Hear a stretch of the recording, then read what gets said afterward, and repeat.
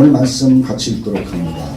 시편 118편 22절로 24절, 그리고 베드로전서 2장 7절로 8절, 그리고 마태복음 16장 16절을 차례로 읽도록 하죠.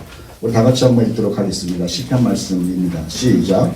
건축자 머리돌이 지금 모퉁이의 머리돌이 되었나니 이는 여호와께서 행하신 것이요 우리는 기이한 바다. 이날은 여호와께서 정하신 것이라. 이날에 우리가 즐거워하고 기뻐하리로다. 아멘. 베드로전서입니다. 시작. 그러므로 믿는 너희에게는 복이나 믿지 아니하는 자에게는 건축자들이 버린 그 모퉁이의 머리돌이 되고 또한 부딪히는 돌과 걸려 넘어지게 하는 바위가 되었다 하였느니라. 마태복음입니다. 시작. 시몬 베드로가 대답하여 이르되 주는 그리스도시요 살아계신 하나님의 아들이시니라. 아멘. 우리 코너스톤 공동체는 어떤 공동체인지에 대하여 말씀을 나누고 있죠. 먼저는 예배 공동체다라고 하는 거예요.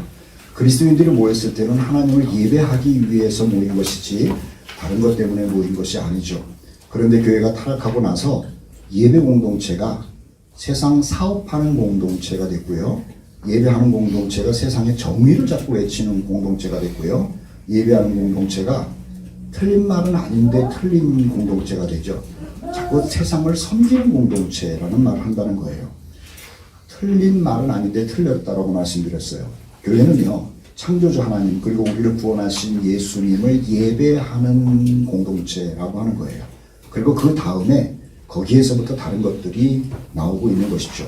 그래서 우리는 신앙생활하고 주님 전으로 나와서 모일 때에 우리는 예배하는 사람이다라고 하는 생각을 반드시 가지고 있어야 되는 것이고, 다른 생각이 들어오고 나면은 자꾸만 커트를 시킬 생각을 해야 되는 것이죠. 그리고 예배와 더불어서 우리는 하나님의 말씀을 먹고 사는 사람이라고 하는 거예요. 매일 무엇인가를 먹지 않으면 영양실조에 걸려서 죽습니다. 병 걸렸다가 죽습니다. 하나님께서 우리에게 영적인 말씀을 양식을 주셨죠. 그것이 성경 말씀인데 그 하나님의 말씀을 매일 먹어야 되고 늘 먹어야 되는 것이죠. 이 하나님의 말씀을 먹지 않고 나면은 우리는 생각이 세상 속으로 자꾸만 빠져들어간다라고 하는 거예요. 그런데 하나님의 말씀을 먹으면은 하나님의 말씀을 먹었기 때문에 하나님께로 우리의 생각이 가는 것이죠. 그래서 우리는 다른 것을 먹는 공동체가 아니라 하나님께서 우리에게 주신 하나님의 말씀을 먹으면서 인생을 살아가는 공동체라고 하는 겁니다. 우리는 예배를 드리는데 왜 예배를 드리느냐 하면은 하나님이 우리 아버지이시기 때문에 드리는 거예요. 예배를 드리는데 왜 예배를 드리냐면은 예수께서 나를 위하여 죽으시고 나에게 구원을 주셨기 때문에 그분께 예배를 드리는 거예요. 그리고 그런 사람들이 예배를 드릴 때 하나님께서 그 예배를 받으시는 거죠. 우리는요, 하나님께 예배를 드리면서 마음속에 어떤 고백을 하고 있는 겁니다. 무슨 고백이냐면은 하나님이 창조주요, 하나님이 나의 아버지요, 하나님이 전능자요, 하나님이 나의 모든 것입니다 라고 하는 고백을 바탕으로 해서 하나님을 예배하고 있는 거예요. 예배 드릴 때에 예수님이 하늘의 영광을 버리시고 이 땅에 오셔서 나를 위하여 십자가에서 죽으시고 나를 구원해 주셨다라고 하는 고백을 근거로 해서 하나님을 예배하고 있는 것이죠. 오늘 우리 코너스톤 공동체는 어떤 공동체로서 존재하느냐, 세 번째 말씀으로요, 고백 공동체로 존재한다라는 말씀을 드리려고 그래요. 우리는 예수님 때문에 구원받고 하나님의 사랑을 받아서 사는 사람으로서 하나님을, 예수님을 이렇게 고백하고 사는 사람들입니다 라는 말씀을 나누려고 하는 것이죠. 먼저 우리는 어떤 고백을 하는 줄 아세요? 삼위일체 하나님을 고백합니다. 삼위일체 하나님이다 라고 하는 것은 성부 하나님, 그리고 성자 예수님, 그리고 성령 하나님을 말하죠. 그래서 우리는 삼위일체 하나님을 향하여 나의 신이요, 나의 전부요, 나의 생명이요, 나의 안내자요 등등등 이렇게 고백을 하면서 사는 사람들의 무리라고 하는 거예요. 먼저는요, 성부 하나님을 고백하죠. 출애굽기 15장 2절 말씀에 보면은요, 이스라엘 사람들이 애굽에서 나와가지고 홍해를 걷는 다음에 감사합니다 그러질 않았어요. 홍해를 가르시고 건너게 하신 그 하나님을 향한 신앙 고백이 있었다는 것이죠. 출애굽기 15장 2절 말씀 우리 같이 한번 읽어보겠습니다. 시작. 여호와는 나의 힘이요 너시며 나의 도우시리라. 그는 나의 하나님이시니. 이렇게 고백하는 거예요. 오늘 하나님에 대한 고백을 여러 구절들을 말씀을 나눌 텐데 아, 저게 나의 고백이야 라는 생각을 아마 하게 될 겁니다. 애굽에서 나온 것도 감사한데 앞에 홍해라고 하는 큰 장애물이 있었는데 그것을 하나님이 가르치고 건너게 하셨을 때 정말로 큰 감동이 온 거죠. 하나님을 체험한 거예요. 그래서 그분은 나의 힘, 나의 노래, 나의 구원이시다라고 그렇게 고백하더라고 하는 거죠. 엘리야 때 말입니다. 이스라엘 사람들이 갈멜산에 다 모였어요. 그런데 이스라엘 사람들이요, 사람들이 연약해서 그러는지 아합 왕과 이세벨 왕비가 섬기는 바알을 섬기기도 하고 아세라를 섬기기도 한 거예요. 그리고 조상들이 알려준 하나님도 섬긴 거예요. 이게 어떤 게 진짜인지 잘 모르면서 그냥 종교 생활을 한 거죠. 그런데 엘리야가 갈멜 사람들을, 이스라엘 백성들을 다 모아놓고 바알 섬기는 사람과 아세라 섬기는 선지자들과 더불어 영적인 싸움을 합니다. 바알을 섬기는 사람들과 아세라 섬기는 사람들 850명이 큰 제단을 만들어 놓고요. 거기다가 송아지를 올려놓고 기도를 하죠. 바알 신이여 아세라 신이여 불을 내려가지고 당신이 진짜 신인 것을 이 많은 사람들 앞에서 증명해 주십시오라고 기도를 하는 거예요. 어느 정도로 심하게 기도를 했냐면 하루 종일 기도를 하는데요. 하늘에서 불이 내리질 않으니까는 자기 몸을 칼로 찢으면서까지도 기도했고요. 피투성이가 된 거죠. 생각해 보세요. 850명의 선지자들이 난리를 치면서 소리를 지르면서 기도를 하면서 그것도 안 되니까는 칼로 자기 몸을 긁었을 때에 얼마나 남자한 모습이었겠습니까? 그래도 하늘에서는 아무런 반응이 없었어요. 저녁쯤에 엘리야가 그 사람들 이제 끝난 다음에 사람들에게 이렇게 얘기를 합니다. 여기다가 물을 더 갖다 보라. 아니 지금 하늘에서 벼락이 쳐도 불이 날까 말까 하는 상황인데 물까지 갖다가 부라고 하니 벼락이 친들 물이 있는 그 소를 태우겠습니까? 그런데 엘리야는 그렇게 하라는 거예요. 그래서 물을 갖다가 어디서 갖고 왔는지 그 제단에다가 다 분 것 아니에요? 그리고 참 간단하게 기도를 합니다. 하나님의 살아계심과 내가 하나님의 종인 것을 하나님 보여주십시오라고 기도를 하죠. 그랬을 때 하늘에서 불이 내려가지고 송아지를 태움과 동시에 송아지 위에다가 부은 물까지도 전부 핥게 만들었다라고 하는 기록이 나와요. 자, 그것을 누가 봤냐면은 이스라엘 사람들이 본 거죠. 이스라엘 사람들이 본 거예요. 또 누가 봤냐면은 우상을 섬기던 바알 선지자와 아세라 선지자도 본 거예요. 그리고 또 누가 봤냐면은요, 아합 왕과 이세벨 왕비도 본 거예요. 하늘에서 불이 떨어지는 상황을 백성들이 보고 우상 섬기는 선지자들도 보고 아합 왕과 왕비도 봤어요. 그런데 그 광경을 보고 나서 아합 왕과 왕비는요, 입 딱 씻습니다. 바알 선지자, 아세라 선지자들도 입을 딱 씻습니다. 그런데 이스라엘 백성들은 그것을 보고 나서 고백을 하더라고 하는 거예요. 그 고백이 열왕기상 18장 39절 말씀이죠. 우리 같이 한번 또 읽겠습니다. 시작. 모든 백성이 보고 엎드려 말하되 여호와 그는 하나님이시로다. 여호와 그는 하나님이시로다. 아멘. 이렇게 고백하는 거예요.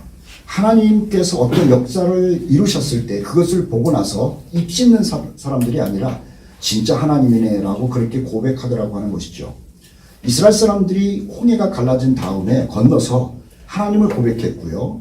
그리고 백성들은 하늘에서 불이 떨어지는 것을 보고 그 하나님이 참신이라고 고백을 하고 있었던 거예요. 이사야 12장 2절 말씀에는 이사야 선지자의 고백이 나오고 있습니다. 보라, 하나님은 나의 구원이시라. 내가 신뢰하고 두려움이 없으리니 주 여호와는 나의 힘이시며 나의 노래시며 나의 구원이심이라. 이렇게 고백하고 있는 것이죠. 성경에 나오는 하나님의 백성들의 특징이 뭔 줄 아세요? 모두 하나님을 고백했다는 거예요. 하나님은 구원자요, 하나님은 힘이시요, 하나님은 나의 노래의 이유시요, 다 이렇게 고백했다는 거죠. 제가 얘기를 하면 우리 공동체도 똑같은 마음을 가지고 아멘으로 화답하세요. 우리 공동체는 하나님을 힘이라고, 노래라고, 그리고 구원자라고 하는 고백이 끊이지 않기를 주의 이름으로 축복합니다. 아멘. 시편 40편 17절 말씀도 읽을 테니까 보시죠. 주께서는 나를 생각하시오니 주는 나의 도움이시오 나를 건지시는 분입니다. 이렇게 고백을 해요. 시편 18편 2절 말씀을 보면은요. 시편 18편 2절인데요. 우리 이거 노래에도 나오는 것 아닙니까? 같이 한번 읽어보죠. 시작. 여호와는 나의 반석이시오 나의 요새시오 나를 건지시는 이시오 나의 하나님이시오 내가 그 안에 피할 나의 자이시오 나의 방패시오 나의 영혼의 빛이시오 나의 산성이시로다. 아멘. 그래서 노래 가운데 시편 18편 가지고 만든 게 있어요. 나의 하나님 나의 하나님 그는 나의 여호와 나의 구세주 나오잖아요. 우리 고백이라고 하는 거죠. 하나님께서 우리의 구원자가 되시고 힘이 되시라는 것뿐만 아니라 가장 멋있는 고백이 어디 있는 줄 아세요? 시편 23편 1절 말씀이에요. 이 다윗의 고백은 우리 예수 믿는 사람들이 하나님을 고백하는 것뿐만 아니라 예수 믿지 않은 사람도 흥얼흥얼하면서 하는 고백 아닙니까? 같이 한번 읽도록 합니다. 시작. 여호와는 나의 목자시니 내게 부족함이 없으리로다. 여러분, 하나님께서 우리의 힘이 되시고 우리를 인도하시는 것은 물론이고 살아가는 동안에 초행길을 다 가고 있지 않습니까? 그 가운데 하나님이 우리의 목자가 되셔서 가장 좋은 길, 그리고 쉴만한 길, 그리고 푸른 초장으로 인도하시는 줄을 믿고 그분을 향하여 나의 목자라고 늘 고백하면서 안내받는 여러분 되기를 주의 이름으로 축복합니다. 아멘. 하나님을 그렇게 고백하는 데는요, 하나님이 창조주라고 한 것도 포함되어 있는 거예요. 하나님이 역사를 주관하시는 분이라는 것도 포함되어 있는 거예요. 그리고요, 하나님이 심판자라고 하는 것도 포함되어 있는 거예요. 하나님이 심판자라고 하는 건 뭐냐면 우리를 심판한다는 게 아니고요, 하나님의 사랑을 거부한 불신자들을 심판하시는 하나님이라는 거죠. 우리는 살다가 예수님 때문에 당하는 어려운 일들이 참 많이 있습니다. 속상한 일이 많이 있고, 그것을 다른 말로 얘기를 하면 억울함이라고도 표현할 거예요. 그런데 이 억울함은 힘이 있어야 이겨내지 않습니까? 그런데요, 하나님께서는 우리의 억울함을 나중에 풀어주신다는 거예요. 그래서 우리는 하나님을 고백할 때 하나님은 재판장이시요 하나님은 심판자라는 고백까지 하더라고 하는 것 아닙니까? 시편 7편 11절 말씀을 읽을 테니까 보세요. 시편 7편 11절 같이 한번 읽죠. 시작. 하나님은 의로우신 재판장이시며 매일 분노하시는 하나님이시라. 제가 재밌는 구절 하나 여러분들에게 소개를 할게요. 이거 누가 신앙 고백한 내용인데요. 잠언 16장 11절 말씀이에요. 잠언 16장 11절. 하나님에 대해서 얼마나 세밀한 분으로 고백하고 있는지가 기록이 되어 있습니다. 공평한 저울과 접시 저울은 여호와의 것이요 주머니 속의 저울추도 다 그가 지으신 것입니다. 참 재밌는 표현이죠. 다시 한번 같이 한번 읽어볼까요? 시작. 공평한 저울과 접시 저울은 여호와의 것이요 주머니 속의 저울추도 다 그가 지으신 것입니다. 우리는 신앙생활하면서 하나님을 생각하잖아요. 그리고 하나님을 고백할 때에 대단한 것에 대한 고백은 잘합니다. 우주를 창조하신 하나님, 나를 사랑하시는 하나님, 역사를 주관하시는 하나님. 그런데 이 잠언을 쓴 분은 하나님의 그 어마어마한 것에 대한 고백도 있지만 세밀한 것까지도 고백하더라는 거죠. 참 신기한 구절이에요. 공평한 저울과 접시 저울은 여호와의 것이요 주머니 속의 저울추도 다 그가 지으신 것입니다 라고 하면서 하나님의 세미한 창조까지도 고백하고 있다라고 하는 거예요. 그래서 우리는 그 하나님을 바라보면서 위대하신 하나님과 더불어 주밀하신 세밀하신 하나님도 묵상을 하면서 그 앞에서 고백하고 살아야 하는 것이죠. 우리는 삼위일체 하나님을 이런저런 모양으로 고백을 하면서요, 지금 하나님에 관해서 말씀을 드렸는데 예수님에 관해서도 우리는 고백을 하면서 사는 겁니다. 예수님에 관한 고백이죠. 세례요한이 예수님이 자기에게 찾아올 때에 이런 고백을 해요. 하나님의 어린 양이다 라고 고백하는 거예요. 세례요한은 예수님과 어떤 특별한 체험을 한 사람이 아니에요. 다시요. 예수님과 어떤 특별한 체험을 한 적이 없어요. 세례요한은. 그냥 예수님에 관해서 어렸을 때부터 들었고, 그리고 그 예수님이 어떤 일을 하실 것인지에 대해서 들었어요. 그리고 듣고 믿고 고백한 거예요. 보통 고백은요, 어떤 체험이 있을 때 고백이 나오거든요. 그런데 세례요한은 그렇지 않아요. 체험이 없는데도 듣고 믿고 고백한 거예요. 오늘날 많은 사람들이 과거에도 그랬습니다만 지금도 내가 하나님을 이렇게 경험했어 라고 하는 것을 근거로 해가지고 고백을 해요. 그런데 세례요한은 아니에요. 저는 그래서 세례요한이 참 좋아요. 아무런 체험이 없고 어떤 뜨거운 역사가 없었음에도 불구하고 듣고 믿고 받아들이고 그 그분을 하나님의 어린 양이라고 고백한 거죠. 이 말은요, 어린 양이라고 하는 것은 나의 죄를 대신해서 죽은 분이라고 하는 신앙 고백이라고 하는 거예요. 요한복음 1장 말씀에 보면은 나다나엘이라고 하는 사람이 나오는데, 이 사람은 굉장히 순수한 사람이에요. 예수님이 찾아가가지고 하는 얘기가, 나다나엘아, 네가 상수리 나무 아래에 있는 것을 내가 보았는데 너는 참 단순한 사람이고 순수한 사람이다라는 이야기를 해요. 근데 정말로 나다나엘은 단순하고 순수해요. 이 단순한 사람이라는 건 뭐냐면요, 흑백이 분명하다는 거예요. 못 믿으면 못 믿는다, 믿으면 믿는다라고 답이 분명한 사람이에요. 이 나다나엘은 꼼수를 쓰는 사람이 아니에요. 저는 당구를 안 쳐봤습니다만, 당구 치는 사람들은 뭐 이렇게 뭐 공을 얼로 치면 뭐 몇 개 이렇게 맞고 뭐 왔다 갔다 한다고 그러잖아요. 이 나다나엘은 그런 게 아니에요. 깨끗한 사람이에요. 이 깨끗한 사람을 향해서 예수께서 칭찬을 해요. 야, 너 참 단순하게 믿는구나. 그랬더구만 이 나다나엘이요, 자기의 마음을 알아주는 예수님을 향해서 신앙 고백을 해요. 요한복음 1장 49절인데 나다나엘이 신앙 고백하기를, 이렇게 해석해도 괜찮아요. 라피여, 당신은 하나님의 아들이시요 당신은 이스라엘의 임금입니다. 내 마음의 순수한 것을 알아주는 그분, 당신은 나의 왕으로 섬기겠습니다라고 하는 고백을 하고 있는 것이죠. 저와 여러분은 어떻습니까? 세례 요한이 고백한 것처럼 예수님은 나의 구원자라고 지금 고백을 하고 있습니까? 그리고 예수님은 이스라엘 왕뿐만 아니라 나의 왕이라고 고백을 하고 있느냐라고 하는 질문을 하고 있는 거예요. 오늘 본문 가운데 마태복음 16장 16절을 읽었죠. 베드로가 고백한 거예요. 근데 이 베드로는 왜 고백을 했냐면은 고기를 많이 잡도록 한 것을 체험한 다음에 고백했어요. 그래서 금방 얘기했던 세례 요한이나 나다나엘과는 조금 질적으로 떨어지는 고백인 것 같아요. 물론 대단한 고백이긴 합니다만은 뭔가를 경험한 다음에 고백을 해요. 고기가 많이 잡혔거든요. 이건 인간의 힘으로는 할 수 없다는 것을 알거든요. 그래서 주는 그리스도시요 살아계신 하나님의 아들입니다 라고 고백을 하고 있는 것이죠. 우리는요, 하나님에 대해서도 고백을 하지만은 예수님을 나는 뭐라고 고백할지를 한번 생각해 보십시오. 예수님은 내 인생을 다스리는 왕이라고 고백을 하고 있습니까? 그리고 예수님은 나의 구원자라고 고백을 하고 있느냐라고 하는 질문이에요. 예수님께서 십자가에서 못 박혀 돌아가실 때 사건이 일어났죠. 지진이 일어났어요. 어두움이 있고. 그리고 바위가 막 깨졌어요.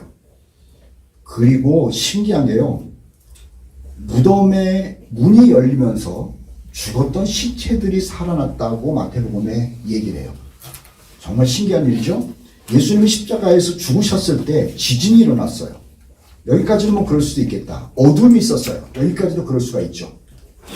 그런데 무덤 문이 열리면서 죽었던 사람들이 살아나는 일까지 있었대요. 그것을 보고 나서 예수님을 십자가에 못 박으라고 명령했던 로마의 백부장이 저분은 의인이다라고 고백을 해요. 그것을 보고 백부장이 저분은 하나님의 아들이라고 고백을 하고 있는 것이죠. 마가복음 15장 39절 말씀 제가 읽을 테니까 보세요. 예수를 향하여 섰던 백부장이 그렇게 숨지심을 보고 이르되 이 사람은 진실로 하나님의 아들이었도다 이렇게 고백을 하고 있어요. 여러분, 예수님을 향해서 왜 고백합니까? 그리고 무엇이라고 고백합니까? 하나님의 말씀을 듣고 믿음으로 받아들이면서 고백합니까? 아니면 베드로처럼 무엇인가를 체험한 다음에 고백하고 있습니까? 예수님이 하도 답답해가지고 야단을 치면서 그에게 신앙생활 잘 하라고 한 적이 있죠. 도마를 향해서 그런 거예요. 예수께서 부활했다는 것을 이 도마는요, 도무지 못 믿겠는 거예요. 그래서 한다는 소리가, 부활했다 그러면 예수님이 한번 만나보면 좋겠다. 그래서 손에 못잡도 보고 옆구리를 찔린 것도 내가 봐야 믿겠다고 그러는 거죠. 그럴 때 예수님이 나타나가지고, 예수님 기분 좋게 나타나신 게 아니에요. 기분 나쁘게 나타나신 거예요. 왜냐? 아니, 믿어야 되는데 못 믿는 거라. 그래서 찾아오셔가지고 손을 보이시면서 이 뚫리는데 손을 보고 이제 믿겠느냐? 옆구리를 보고 믿겠느냐? 그러면서 옷을 들춰내셨겠죠. 그것을 보고 나서 도마가 이렇게 고백합니다. 요한복음 10장 28절이죠. 대답하여 이르되 나의 주님이시오 나의 하나님이십니다. 제가 왜 이 말씀을 드리는 줄 아세요? 사람들은 무엇인가 체험한 다음에 고백을 쉽게 합니다.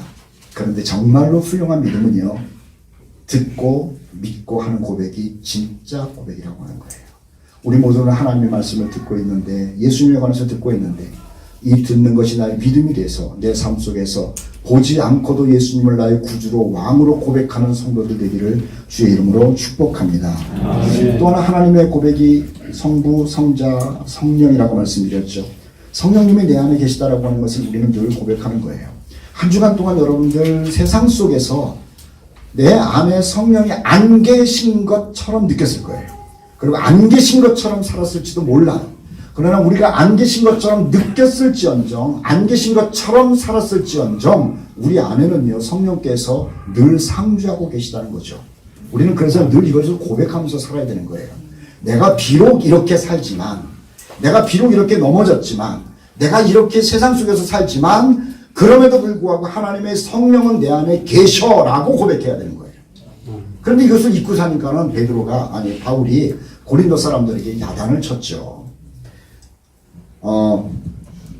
고린도전서 3장 16절 말씀인데요. 고린도 성도들에게 하는 말뿐만 아니라 우리에게도 하는 말씀으로 한번 들어봅시다. 같이 읽겠습니다. 고린도전서 3장 16절 시작. 너희는 너희가 하나님의 생전인 것과 하나님의 성령이 너희 안에 계시는 것을 알지 못하느냐. 여러분 마음속에 하나님의 성령이 지금 계시다라고 하는 거예요.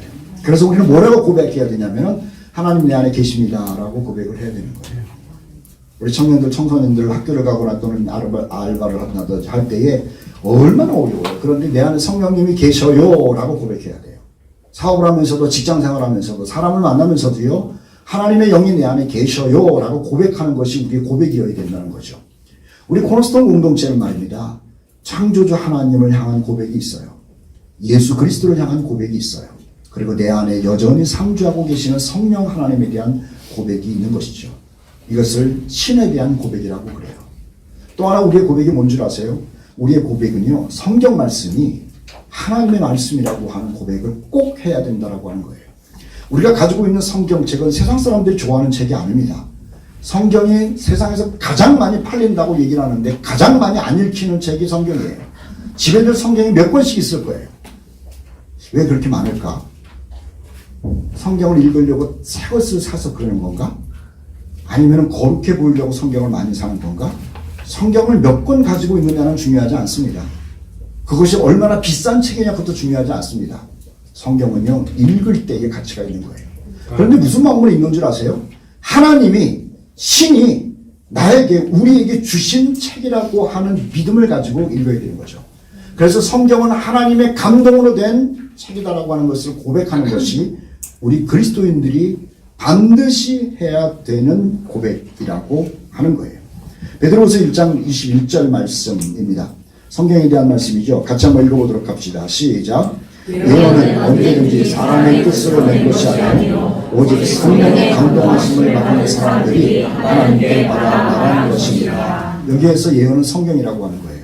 그래서 그리스도인들은요 성경책을 가지고 사람들에게 이것은 하나님의 말씀이고 나의 양식이고 하나님께서 하실 일이 기록된 책이라고 고백해야 되는 거예요. 만약에 우리가 성경에 대한 이 고백이 없으면요 우리 신앙은 송두리째 흔들리는 겁니다. 성경을 통해서 하나님을 알고, 성경을 통해서 예수님을 알고, 성경을 통해서 구원을 알고, 성경을 통해서 지금 나를 바라보고, 성경을 통해서 미래를 준비할 수 있는 거예요. 그래서 우리는 성경이 전부입니다. 세상에 어떤 훌륭한 사람들이 책을 썼다 하더라도 그 책과 성경은요 직접 차이가 있죠. 성경은 하나님께서 주신 책이고 세상 책은 사람이 쓴 것에 불과하더라고 하는 거예요. 성경은 하나님이 주신 사랑의 편지입니다. 그런데 그 하나님이 주신 그 사랑의 편지 성경의 주인공이 누군 줄 아세요? 예수님인 거죠.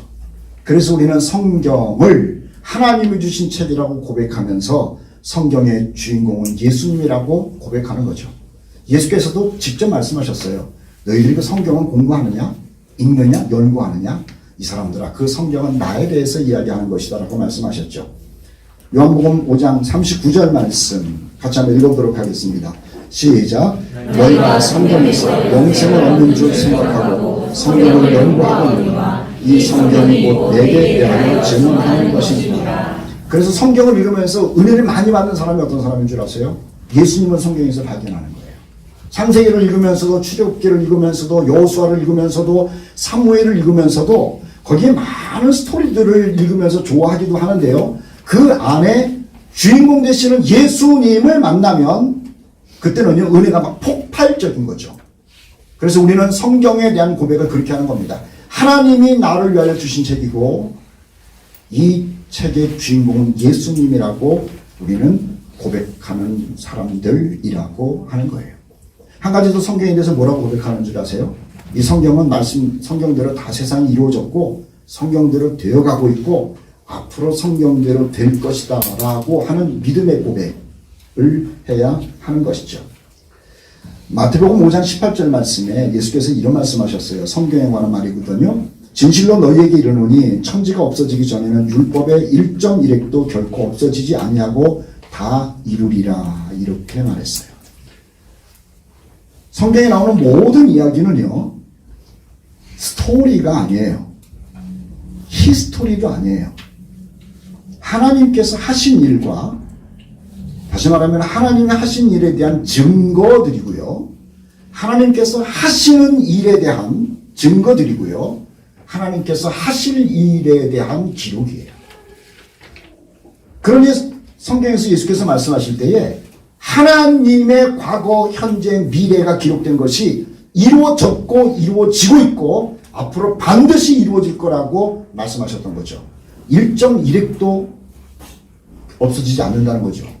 그것이 우리가 성경을 향하는 고백이 되어야 하는 거예요. 고린도전서 15장 3절 4절 말씀을 보니까는 이렇게 써 있습니다. 내가 받은 것을 먼저 너희에게 전하였노니 이는 성경대로 다시요 성경대로 그리스도께서 우리 죄를 위하여 죽으시고 장사 지낸 바 되었다가 성경대로 사흘 만에 다시 살아나사. 여기까지는 인정을 하죠. 성경대로 우리 그리스도인들은요 하늘로 올라갈 거예요. 성경대로 하늘로 올라갔다가 예수님과 더불어 이 땅에 다시 내려올 거예요. 성경대로 우리는 천년왕국의 삶을 살 사람이에요.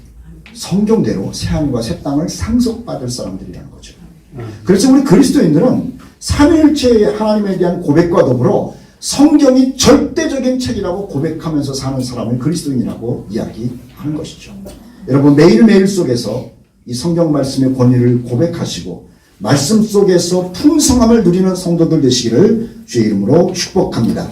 마지막으로 우리가 하나 더 고백할 게 있어요. 우리는 하나님의 은혜로 살고 있습니다라는 고백을 하는 공동체라고 하는 거예요. 우리는 하나님의 은혜로 살고 있습니다. 우리가 아니라 나는 하나님의 은혜로 살고 있습니다. 그게 우리의 고백이라고 하는 거죠. 우리는 죄인이잖아요. 그리고 나는 죄인이잖아요. 죄인이 어떻게 하나님 앞으로 갑니까? 그런데 하나님께서 당신의 아들 예수 그리스도로 말미암아 이 죄를 처리해 주신 것 아니에요?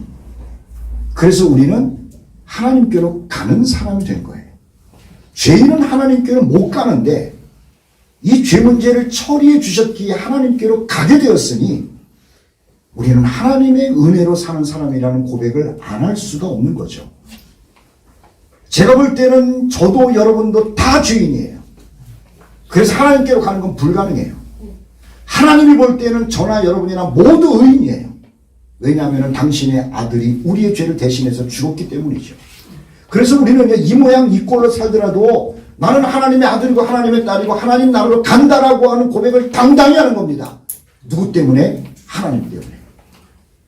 그러니 나는 하나님의 은혜로 사는 사람입니다라는 고백을 안 할 수가 없는 것 아닙니까?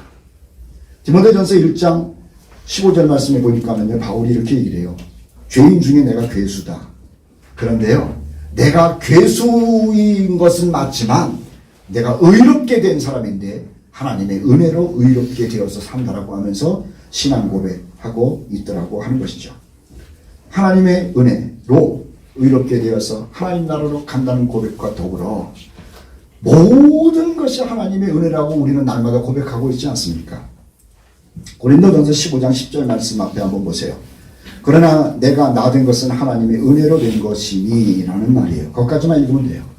제가 여러분 앞에서 설교를 큰 소리로 할 수 있는 것도 하나님의 은혜요.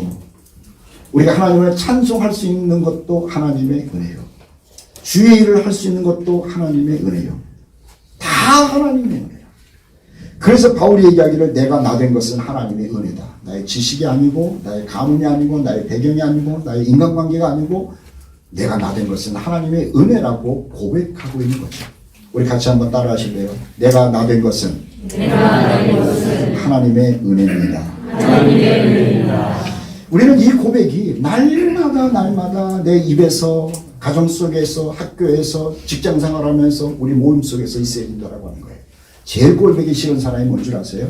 내가 라는 말을 자꾸 하는 사람이에요. 주어가 자꾸 자기가 돼요. 내가. 근데 신앙이 자랄수록 이 내가라고 하는 주어가 자꾸 빠져요. 하나님께서, 주님께서, 성령께서 하나님의 은혜로 이렇게 바뀌더라고 하는 것이죠. 여기에 있는 우리 모든 공동체는 바울이 고백한 것처럼 내가 나 된 것은 하나님의 은혜라고 고백하는 일이 날마다 진실하게 고백되기를 주의 이름으로 축복합니다. 또 하나 우리가 고백하는 게 뭔지 아세요? 미래가 있는 것을 고백해요. 미래가 있는 것. 어떤 미래죠? 죽어도 살아난다라고 하는 부활의 미래예요.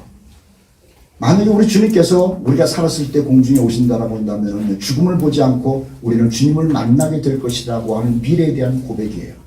여러분, 미래에 대한 고백을 하는 사람은 세상에 아무도 없어요. 자기 미래를 누가 압니까? 근데 저는 알아요. 여러분도 알아요. 뭘 근거로 아는 줄 아세요? 우리를 사랑하시는 주의 말씀을 통해 가지고 미래를 알아요. 누가 먼저 죽을지는 아무도 모르죠. 그런데 우리는 죽음 가운데 아쉬움의 슬픔은 있을지 모르지만 절망의 슬픔은 갖지 않습니다. 왜냐하면 나를 믿는 자는 죽어도 살겠고 라는 것 때문에 좀 질문이 좀 그렇긴 하지만은 주의 말씀이니까는 아멘 하세요. 여러분, 죽어도 괜찮습니다. 아멘. 그래 잘하시네. 왜냐하면 부활하기 때문에 괜찮은 줄 믿습니다. 요한복음 11장 말씀에 그렇게 써있죠. 예수께서 이르시되 우리는 이 주님을 믿고 있잖아요. 나는 부활이요 생명이니 나를 믿는 자는 죽어도 살겠고 무릇 살아서 나를 믿는 자는 영원히 죽지 아니할 것이다. 여러분, 이 말씀이 우리에게 주신 놀라운 소망의 약속인 줄 믿습니다. 베드로전서 1장 13절 말씀 우리 다 같이 한번 읽어보겠습니다. 베드로전서 1장 13절 시작. 우리 주 예수 그리스도의 아버지 하나님을 찬송하노라. 그의 많으신 은혜대로 예수 그리스도를 죽은 자 가운데서 부활하게 하심으로 말미암아 우리를 거듭나게 하사 사는 소망이 있게 하시며 우리는 리빙 호프, 살아있는 소망이 있는 거예요. 살아있는 미래가 어떻게 될지를 모르는 게 아니라 어떻게 되겠지가 아니라 우리는 세상을 살면서요 반드시 합력하여 선을 이룬다라고 하는 소망의 고백, 죽어도 부활한다라고 하는 신앙의 고백, 그리고 주님과 영원히 살 것이라고 하는 믿음의 고백을 하는 사람을 그리스도인이라고 얘기하는 것이죠. 우리는 하나님 때문에 예배하는 사람이 된 것이고요. 그리고 예수님 때문에 구원받은 사람이 된 거예요. 험한 세상을 살아가면서도 성령 하나님과 동행하기 때문에요. 두렵고 불안하고 힘들 때는 있지만 그래도 승리한다는 것을 아는 사람이에요. 하나님을 늘 고백하는 여러분 되기를 주의 이름으로 축복합니다. 우리는 인생을 살아가면서 하나님 주신 영적인 만남, 하나님의 말씀을 근거로 해서 힘을 얻고 에너지를 얻고 살아가는 사람들 아닙니까? 하나님의 말씀에 대한 고백이 늘 진실한 고백이 되어서 말씀을 통하여 힘을 얻고 살아가는 여러분 되시기를 주님의 이름으로 축복합니다.